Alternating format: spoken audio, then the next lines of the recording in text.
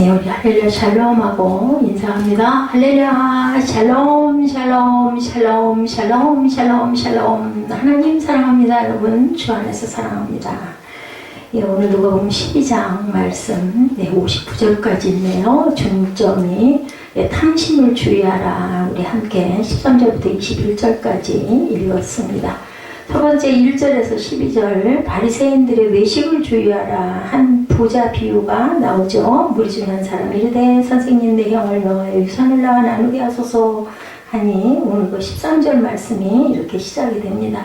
바리새인의 외식을 주의하라가 1절에서 12절까지 나타나 있고, 그리고 또한 깨어 준비하고 있으라. 자, 두 번째 부분이 제가 단락을 다 표기를 했는데, 그리고 13절부터 삼가 모든 탐심을 물리치라. 오늘 21절까지 중심 주제의 말씀이 나타나 있고, 그리고 깨어서 준비하고 있어라 35절부터 쭉 나와서 48절까지 불을 던지러 분쟁을 일으키러 내가 왔노라 라고 말씀하시죠. 마태복음 10장 34절에서 36절 말씀도 똑같은 말씀이 나와 있는데, 오늘 본문이 49절에서 56절까지 나와 있고 서로 화해하라 말씀합니다. 오늘 59절까지 이렇게 긴 부분인데 우리 함께 내용 전체를 한번 둘러보고 우리 함께 갑니다.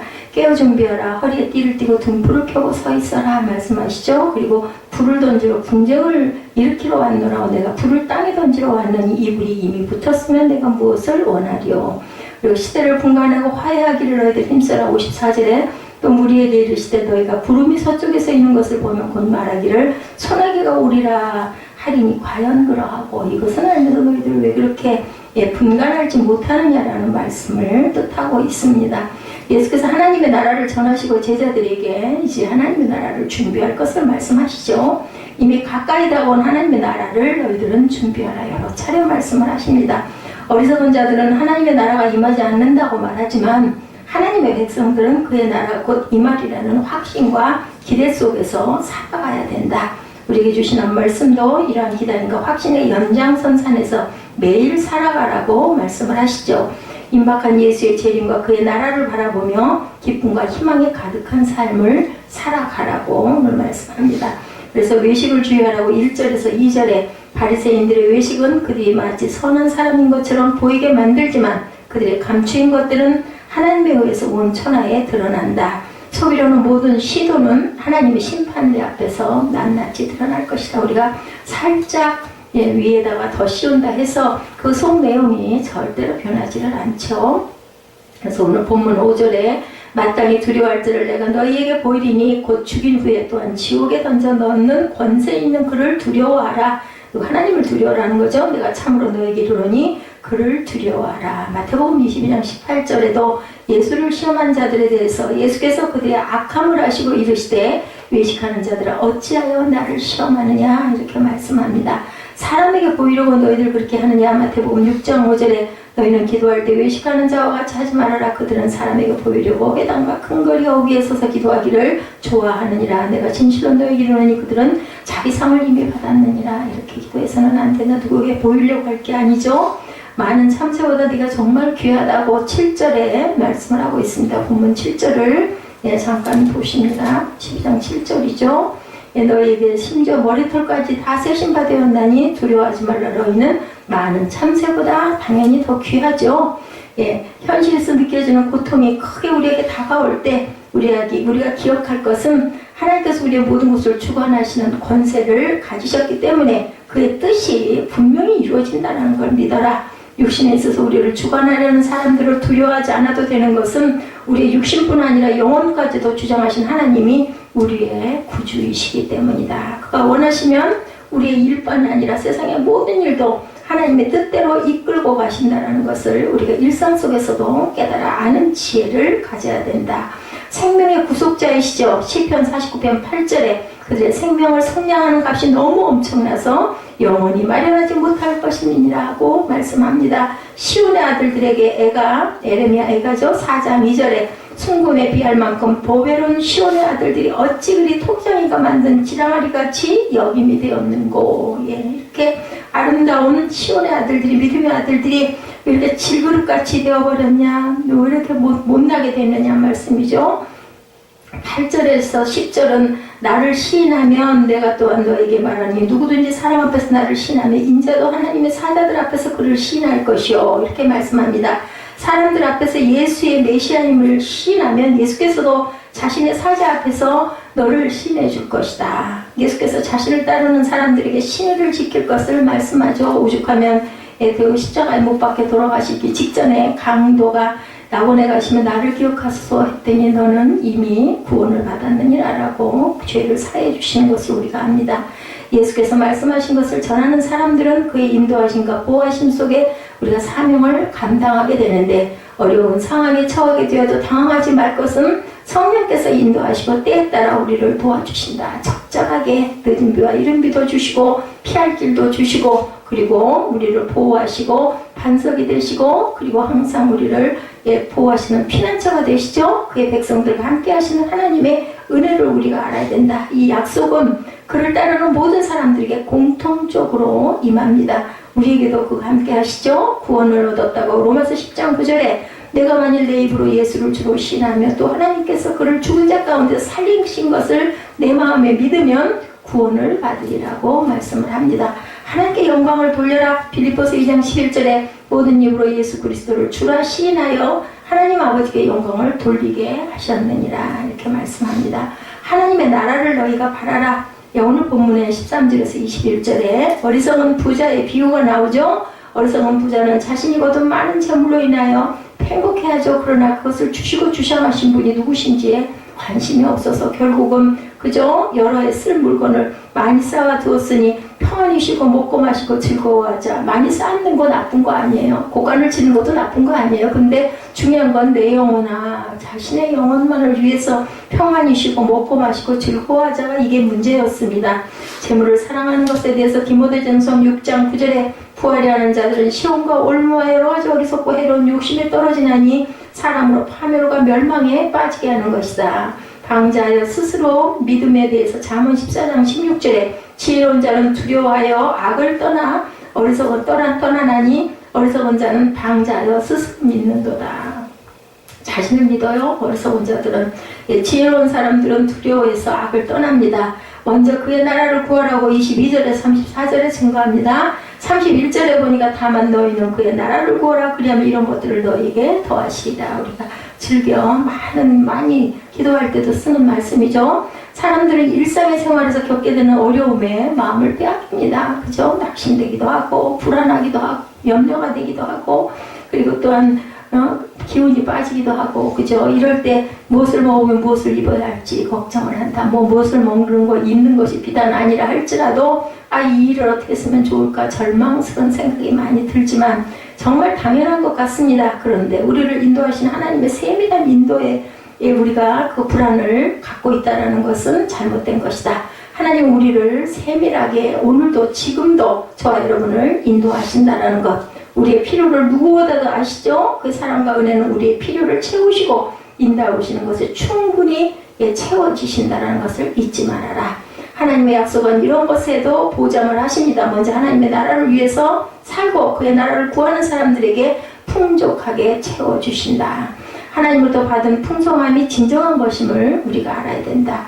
하나님 나라를 구하는 부분이죠. 마태복음 6장 33절에 그런즉 너희는 먼저 그의 나라와 그의 의를 구하라. 그리하면 이 모든 것을 너희에게 더하시리라. 마태복음에도 말씀하시고 또한 그 오늘 누가복음 12장 31절에도 같은 말씀을 하고 계십니다.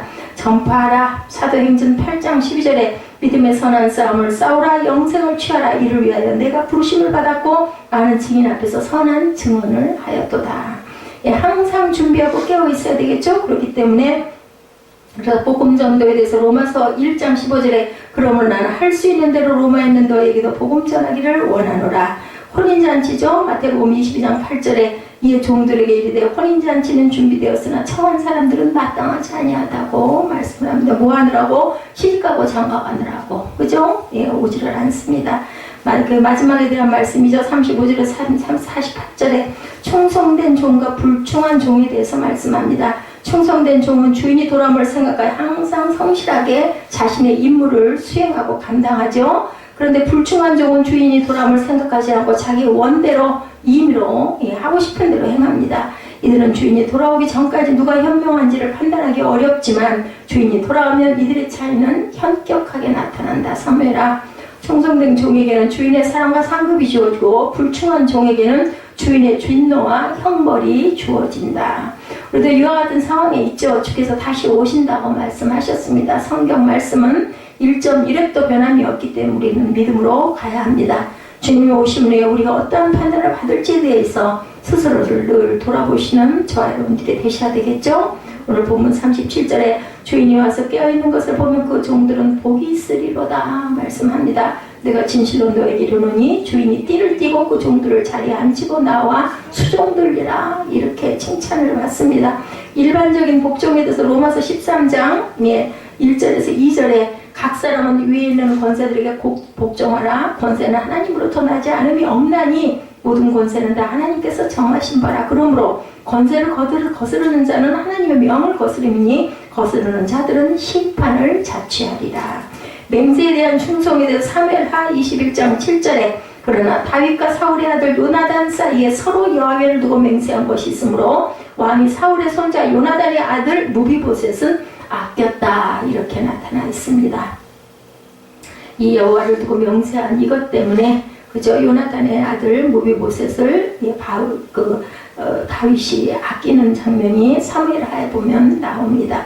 불을 던지러 왔다고 말씀하죠. 마지막 49절에서 53절에 예수께서 전하신 복음은 그것을 받는 사람 가운데 심각한 그 분쟁도 불러일으킵니다. 복음을 받는 사람들에게는 하나님의 자녀가 되는 권세가 주어지고 거부하는 자들에게는 지옥의 형벌이 주어진다. 그러나 이것은 마지막까지 기다려야 결말이 드러나죠. 그러므로 그 결말에 이르기까지는 많은 대립과 분쟁이 있을 것이다. 그래서 내가 너에게 검을 주러 왔다, 불을 주러 왔다 말씀합니다. 예수께서 선포하신 것은 인간들 사이의 분쟁과 불이 되어 두 세력으로 크게 구분되죠. 어디서 왔느냐가 중요한 것을 우리가 알아야 된다. 49절에 내가 불을 땅에 던지러 왔더니 이 불이 이미 붙었으면 내가 무엇을 원하리요? 나는 받을 세례가 있으니 그것이 이루어지기까지 나의 답답함이 어떠하겠느냐? 분쟁하려고 왔다고 마태복음 10장 34, 5절에도 증거합니다.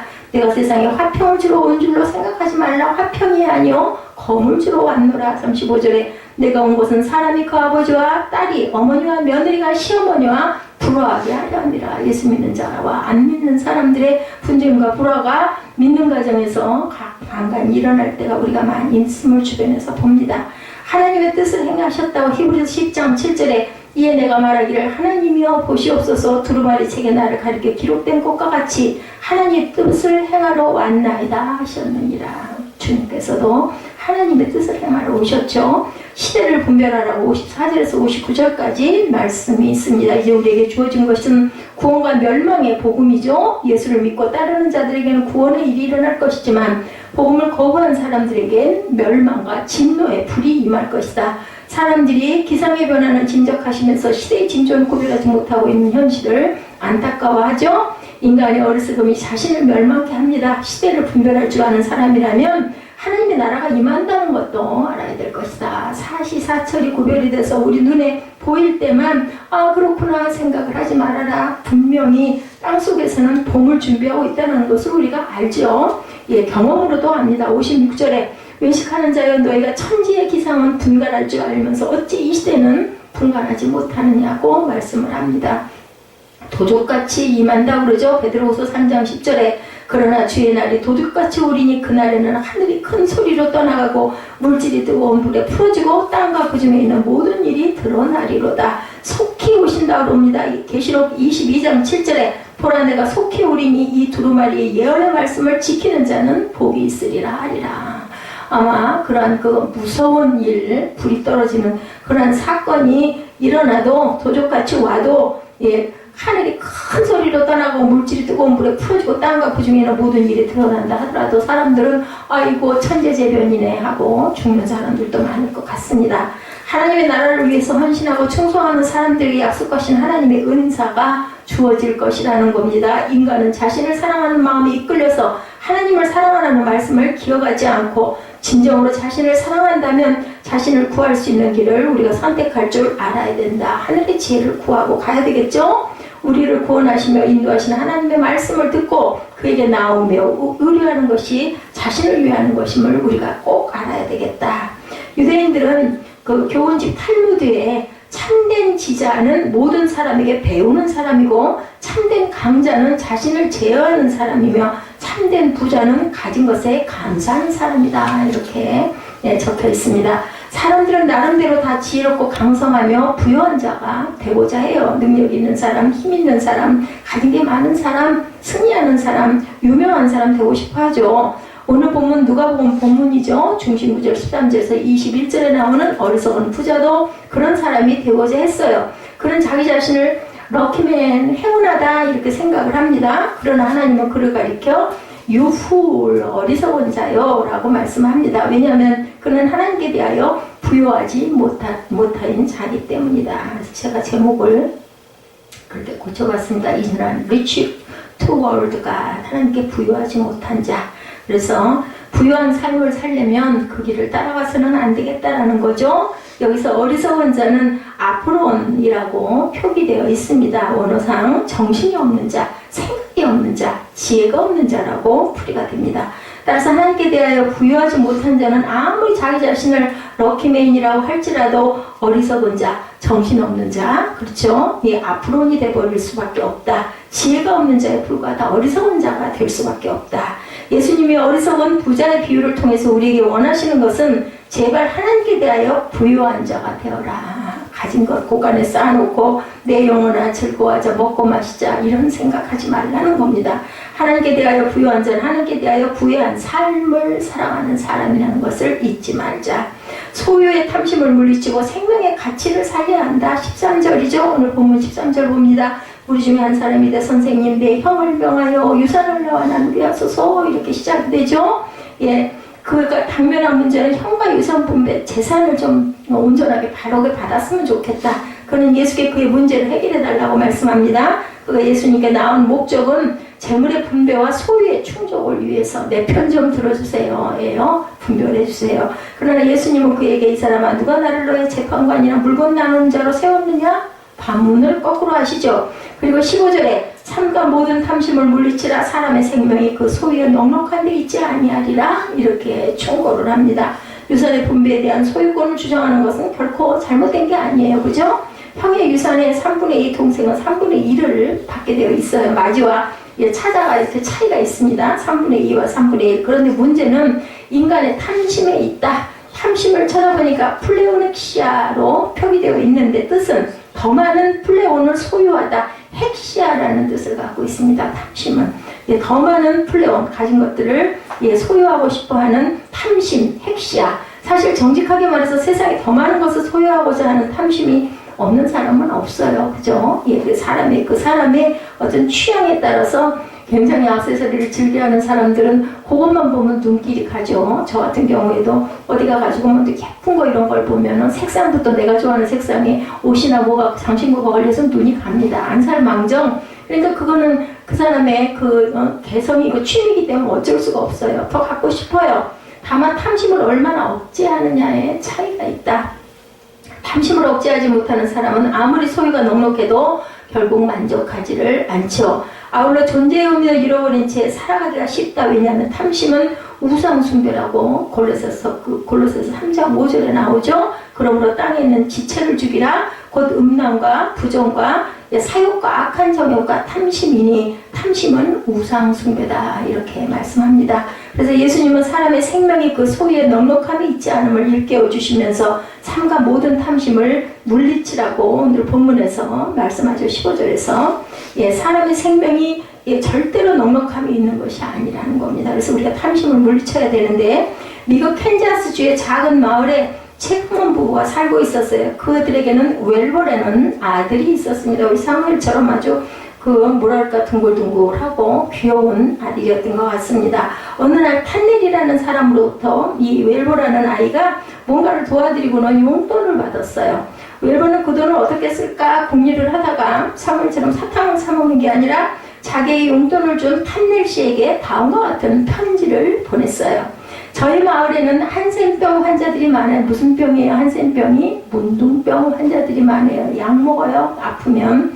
저는 아저씨가 주신 3달러로 새끼 돼지를 사서 키우려고 해요. 그리고 이 돼지가 크면 한센병 환자 가족들을 도울 거예요. 아주 기특해요. 어린 아이였는데 돼지는 정말로 그 돼지를 사서 3달러를 갖고 키웠는데 아주 잘 자랐어요. 무럭무럭 돼지가 잘 크잖아요. 이듬해 웰버는 약속대로 페트를, 그 돼지 이름이 페트였던 것 같아요. 페트를 팔아서 한센병 환자 가족을 도왔습니다. 이 사실이 어디 그 마을 신문에 실립니다.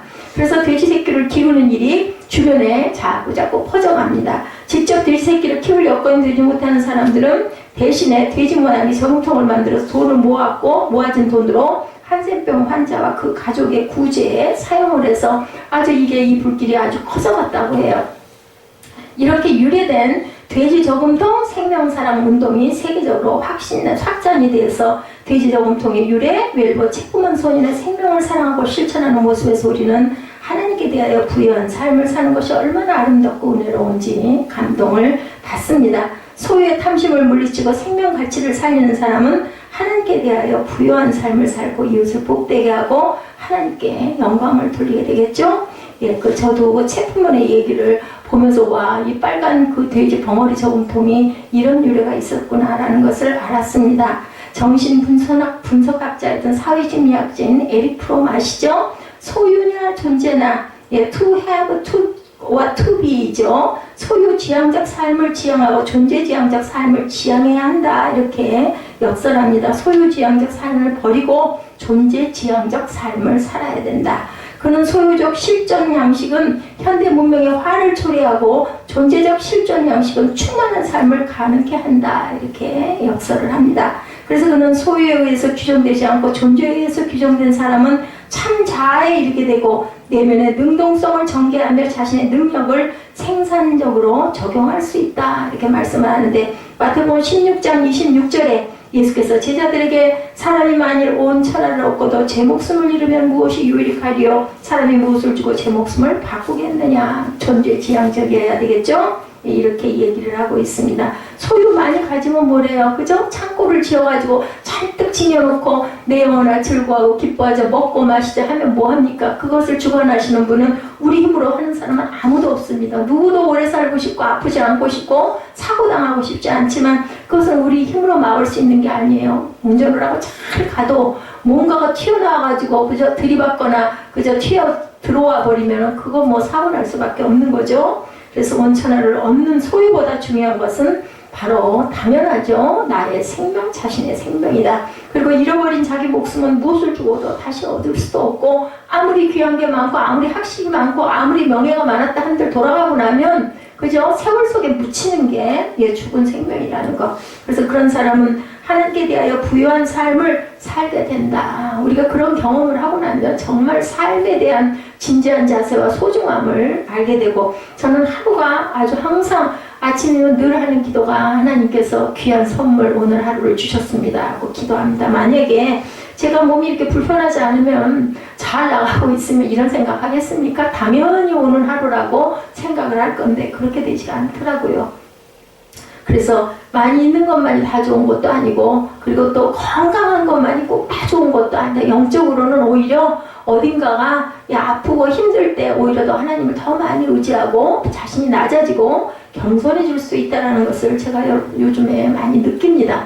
아마 건강하고 겸손하고 건강하고 더 하나님 앞에 더 엎드릴 줄 알고 했더라면 얼마나 좋겠어요. 그거야 뭐 말할 것도 없죠. 근데 아마 제가 그렇지 못할 그릇이기 때문에 또 그런 삶을 이렇게 너무 몸을 아끼지 않고 살아오다 보니까 이렇게 됐는데 그래도 감사한 건 하나님 몰랐으면 어쩔 뻔했어요. 살아 앉아있을 수도 없었을 것 같습니다.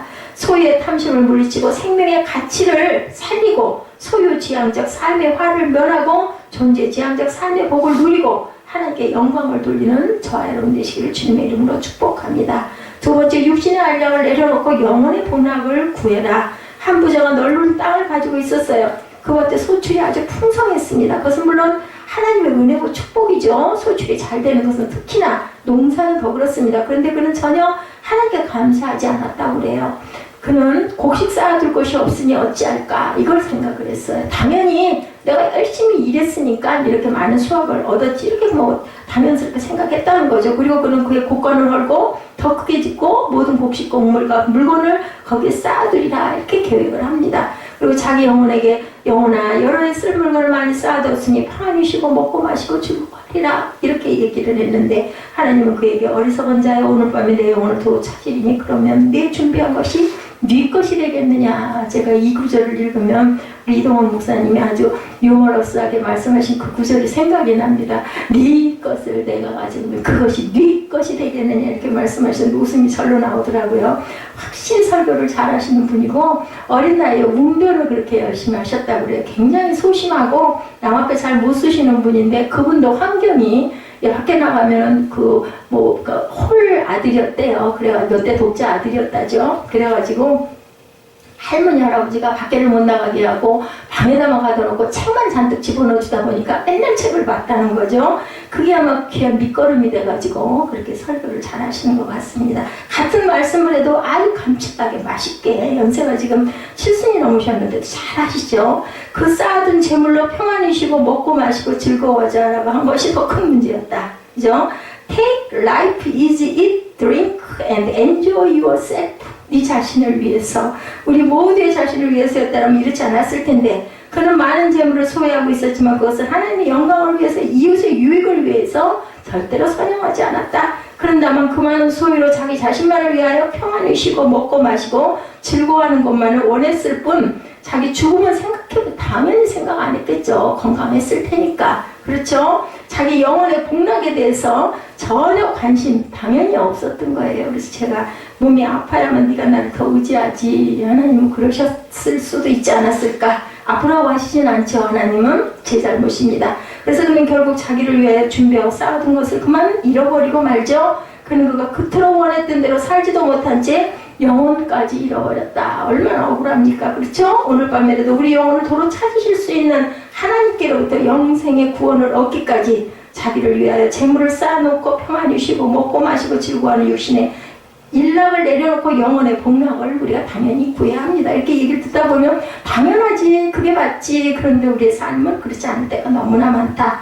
가장 헌신적으로 유도했던 의료 선교사 중에 한 사람이었던 월프레드 그랜펠의 이야기입니다. 이분이 1865년에 태어나서 1940년에 돌아가셨어요. 그러니까 그게 오래 사셨죠. 75세 정도 사셨는데 1865년 영국의 체스터 부근에서 태어난 그는 1885년에 의학 수업을 마치고 집으로 돌아가다가 우연히 무디 부흥회에 참석을 하게 됩니다. 천국으로 가는 길에 딱 입문을 했어요. 그때 한참 무디의 설교와 생키의 찬양이 그렇게 은혜로웠다고 하죠. 그리고 시티 스터드 등의 간증을 들으면서 그는 그날 밤 회심의 체험을 합니다. 이제 은혜를 받아서 성령을 받았죠.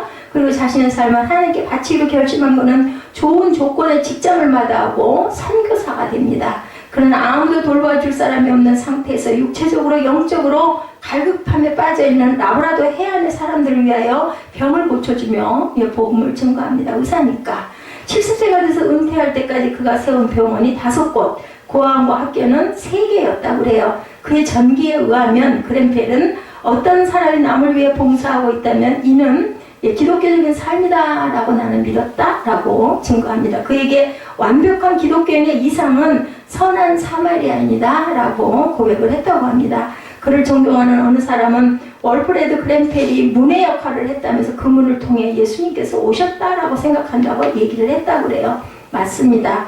라브라도에서의 40년 사역에 대한 많은 상과 명예가 그에게 그 위에 주어졌고 그는 1927년 그죠? 서라고 하죠. 자기를 수여받고 성 앤드류 대학교에서 명예 박사학위를 받습니다. 그런데 더 명예롭고 영광스러운 것은 라브라도의 빈민들에게 그는 성인 이상으로 존경을 받았다고 합니다. 로마서 14장 17, 8절에 사도 바울은 하나님의 나라는 먹는 것과 마시는 것이 아니요 오직 성령 안에 있는 의와 평강과 희락이라. 이로써 그리스도를 섬기는 자는 하나님을 기쁘시게 하며 사람에게도 칭찬을 받느니라. 이렇게 나타나 있습니다. 하나님의 나라는 자기를 위하여 재물을 쌓아놓고 평안히 쉬고 먹고 마시고 즐거워하는 사람들이 들어가는 곳이 아니라는 것.